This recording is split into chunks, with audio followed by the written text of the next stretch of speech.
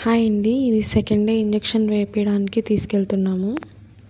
First day injection వేయించుకొని వచ్చిన తర్వాత బెటర్ అండి, అసలు వామిటింగే చేసుకోలేదు. సెకండ్ డే మొత్తం దగ్గడం కూడా కొంచెం తగ్గింది.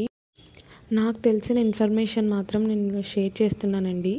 నాకు ఏదైనా తెలియక నేను ఏదైనా తప్పుగా చెప్పింటే కనుక నాకు కామెంట్ చేయండి, ఇది కాదు ఇది అనేసి. నాకు తెలిసినంత వరకు నేను ఇన్ఫర్మేషన్ షేర్ చేస్తున్నాను, పెట్ పేరెంట్స్కి యూజ్ అవుతుందని.